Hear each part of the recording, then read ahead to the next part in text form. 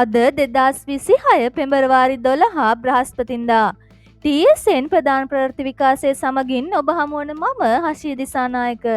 මුලින්ම ප්‍රධාන ප්‍රවෘත්ති සිරස්තල. මන්ත්‍රී අමරකීර්ති ඝාතනයට 12 දෙනෙකුට මරණ දඬුවම. අද සිට යළිත් වැස්ස වැඩි වෙයි. ලෝකයේම අවධානය දුන්නු සාමයේ පාගමන වොෂින්ටනයට. කැනඩාවේ වෙඩි තැබීමේ මරණ සංඛ්‍යාව 10 දක්වා ඉහළට. දිය අනතුරු වලින් ජීවිත 24ක් අහිමි වෙයි. බලංගොඩ කස්සප හිමි ඇතුළු 10 දෙනාට ඇප. ගුවන් නියමුවාගේ වීර ක්‍රියාවෙන් ජීවිත 50ක් බේරෙයි. වනිතුගේ අඩුව පුරවන්න දුෂාන් හේමන්තට ICC අනුමැතිය. 2026 රාජ්‍ය වෙසක් උත්සවය මාතරට. ශ්‍රී ලංකාව අද ඕමානයට එරෙහිව පිටියට. මන්ත්‍රී අමරකීර්ති ඝාතනයට 12 දෙනෙකුට මරණ දඬුවම.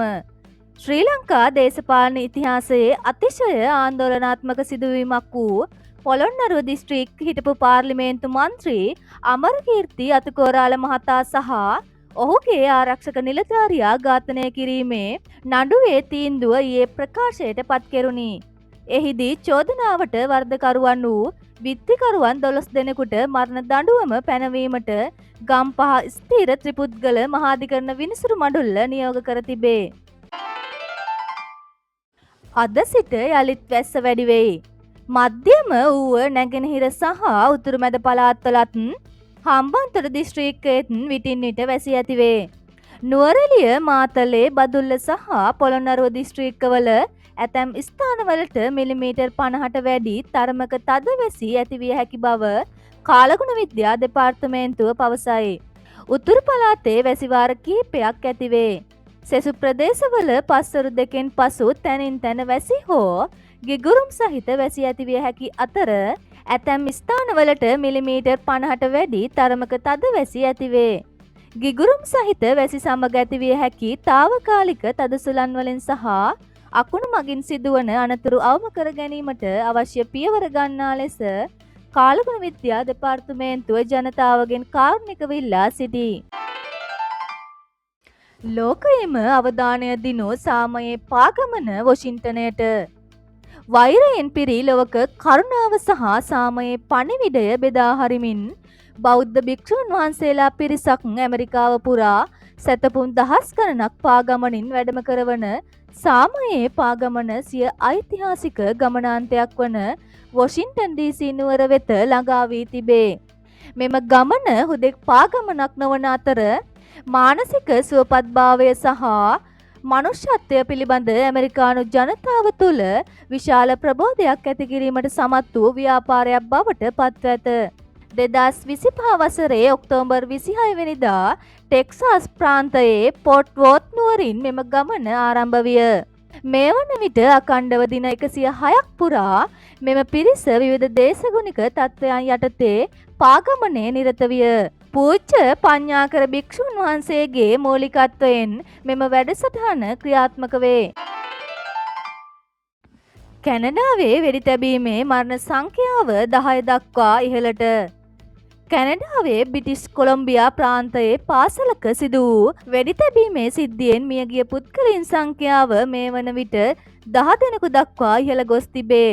සිසුන් සහ ගුරුවරුන් ඇතුළු පුද්ගලයන් 7 දෙනෙකු වෙඩි වැදී මිය ගොස් ඇත. ප්‍රහාරයට සම්බන්ධ බවට සැක කෙරෙන තවත් පුද්ගලයන් 2 දෙනෙකුගේ සිරුරු පාසල අසල පිහිටි නිවසක තිබී පොලිසිය විසින් සොයාගෙන තිබේ. ප්‍රහාරය එල්ල කළ තුවක්කුකරු පාසල් ගොඩනැගිල්ලක් තුලදී වෙඩි තබාගෙන සියදිවි විනාශාගෙන ඇති බව කැනේඩියානු ආරක්ෂක අංශ තහවුරු කරයි. තවත් සිසුන් සහ කාර්ය මණ්ඩල සමාජිකයින් 25කට වැඩි පිරිසක් රෝහල්ගත කර ඇති අතර ඉන් කිහිප දෙනෙකුගේ තත්ත්වය අසද්‍ය බව වාර්තා වේ.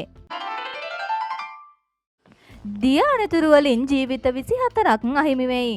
2026 වසර ආරම්භ වී ගෙවී ගිය කෙටි කාල සීමාව තුළ මෙරට විවිධ ප්‍රදේශවල සිදු වූ දිය අනතුරු හේතුවෙන් පුද්ගලයන් 24 දෙනෙකු මිය ගොස් ඇති බව පොලිස් මූලස්ථානය වාර්තා කරයි. ජනවාරි 1 වෙනිදා සිට අද දක්වා කාලය තුළ මෙම මරණ සංඛ්‍යාව වාර්තා වී තිබේ.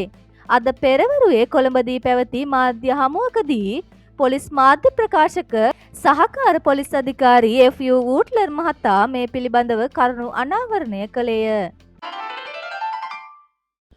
බලංගොඩ කස්සප හිමි ඇතුළු 10 දෙනාට ඇප. ත්‍රිකුණාමලය නගර මැදයේ බුදු පිළිමයක් තැන්පත් කිරීමට උත්සාහ කිරීමේ සිද්ධිය සම්බන්ධයෙන් රිමාන්ඩ් බන්ධනාගාරගත කර සිටි නැගෙනහිර භික්ෂු පෙරමුණේ සභාපති බලංගොඩ කස්සප හිමි ඇතුළු පිරිසට ඇප ලබා දීමට ත්‍රිකුණාමලය මහාධිකරණය ඊයේ නියෝග කළා. මෙම නියෝගය නිකුත් කරනු ලැබුවේ ත්‍රිකුණාමලය මහාධිකරණ විනිසුරු එන්.එම්.එම්. අබ්දුල්ලා මහතා විසිනි. එක් අයෙකුට රුපියල් 10,000 බැගින් වූ මුදල් ඇප මත මුදා හැර තිබේ. මීට භික්ෂුන් වහන්සේලා 99ක් සහ ගිහියන් 6 දෙනෙකු ඇතුළත් වේ. ගුවන් නියමුවාගේ වීර ක්‍රියාවෙන් ජීවිත 50ක් බේරෙයි. සෝමාලියාවේ මොගඩිෂු නුවරින් ඊයේ වාර්තා වූ අතිශය තීරණාත්මක මොහොතක ගුවන් නියමුවෙකු දැක් වූ අසාමාන්‍ය දක්ෂතාවයක් හේතුවෙන් තාක්ෂණික දෝෂයකට ලක් වී විනාශ වීමට ගිය ගුවන් යානයක් ආරක්ෂිතව වෙරළට ගොඩ බෑම නිසා එහි සිටි මගීන් 50 දෙනෙකු සහ කාර්ය මණ්ඩලයේ 5 දෙනෙකු ඇතුළු 55 දෙනෙකුගේ ජීවිත සුරක්ෂිත විය. සෝමාලියාවේ අභ්‍යන්තර ගුවන් ගමන් සේවා සපයන ස්ටාස්කී ඒවියේෂන් සමාගමට අයත් මගී යානයක් මෙලෙස අනතුරට ලක්විය. වනිතුගේ අඩුව පුරවන්න දුෂාන් හේමන්තට ICC අනුමැතිය. පාදයේ ආබාධයක් හේතුවෙන් තරඟාවලියෙන් ඉවත් වූ සුපිරි ක්‍රීඩකයෙකු වන වනිදු හසරංග වෙනුවට දක්ෂ තුන්නිරියව් ක්‍රීඩක දුෂාන් හේමන්ත සංචිතයට ඇතුළත් කර ගැනීමට ජාත්‍යන්තර ක්‍රිකට් කවුන්සිලයේ තාක්ෂණික කමිටුව නිල වශයෙන් අනුමැතිය ලබා දී ඇත. මෙම අනුමැතිය ලැබුණේ වනිදුගේ ආබාධය සම්බන්ධයෙන් ශ්‍රී ලංකා ක්‍රිකට් ආයතනය ඉදිරිපත් කළ වෛද්‍ය වාර්තා සලකා බැලීමෙන් පසුවයි. වනිදු හසරංග හා සමානව ලෙග් ස්පින් පන්දු යවඩ සහ පිත්තින්ද දක්ෂතා දැක්විය හැකි ක්‍රීඩකයෙකු ලෙස දුෂාන් හේමන්ත සැලකේ. 2026 රාජ්‍ය වෙසක් උත්සවය මාතරට 2570 වැනි සම්බුද්ධ ජයන්ති සැමරෙන මෙවර රාජ්‍ය වෙසක් උත්සවය මාතර දිස්ත්‍රික්කයේ කඹුරුපිටිය තිහගොඩ මිදෙල්ලව පුරාණ රජමහා විහාරස්ථානය කේන්ද්‍ර කර ගනිමින් පැවැත්වීමට රජය තීරණය කර තිබේ. බුද්ධ ශාසන ආගමික සහ සංස්කෘතික කටයුතු අමාත්‍යංශයේදී ඊයේ පැවති විශේෂ මාධ්‍ය හමුවකදී සමස්ත ලංකා ශාසනාරක්ෂක මණ්ඩලයේ ප්‍රධාන ලේකකාධිකාරී පූජ්‍ය මුගුණුවෙල අනුරුද්ධ හිමියන් මේ බව නිල වශයෙන් ප්‍රකාශ කළහ. මෙම තීරණය ගනු ලැබුවේ වත්මන් රජය විසින් අභිනවයෙන් පිහිටුවන ලද බුද්ධ ශාසන සභාවේ තෙවන සභාවාරය අතරතුරදීය. මහානායක හිමිවරුන්ගේ නියෝජිතයින් බුද්ධ ශාසන අමාත්‍යංශයේ නිලධාරීන් සහ විද්වතුන් පිරිසකගේ සහභාගීත්වයෙන් මෙම සභාවාරය පැවැත්විනි. මාතර දිස්ත්‍රික්කයේ පවතින ඓතිහාසික සහ ශාසනික වැදගත්කම් මෙන්ම ග්‍රාමීය මට්ටමින් බෞද්ධ පුනරුදය ඇති කිරීමේ අරමුණින් කඹුරුපිටිය ප්‍රදේශය මේ සඳහා තෝරාගෙන ඇත. ශ්‍රී ලංකාව අද ඕමානයට එරෙහිව පිටියට 2026-20 ලෝක කුසලාන ක්‍රිකට් තරඟාවලියේ ශ්‍රී ලංකාව සහභාගී වන දෙවන තීරණාත්මක තරඟය අද මහනුවර පල්ලේකැලේ ජාත්‍යන්තර ක්‍රිකට් ක්‍රීඩාංගණයේදී පැවැත්වේ. මෙවර තරඟාවලියේ සත්කාරක රටක් ලෙස ශ්‍රී ලංකාව සිය මව්බිමේදී ඕමානය සමග තරඟ වැදීම ප්‍රේක්ෂකයන්ගේ දැඩි අවධානයට ලක්ව ඇත. ආබාධයක් හේතුවෙන් වනිදු හසරංග තරඟාවලියෙන් ඉවත්වීම නිසා ඔහු වෙනුවට අද තරඟයේදී දුෂාන් හේමන්ත අවසන් 11 දෙනා අතරට එක්වීමට වැඩි ඉඩක් පවතී.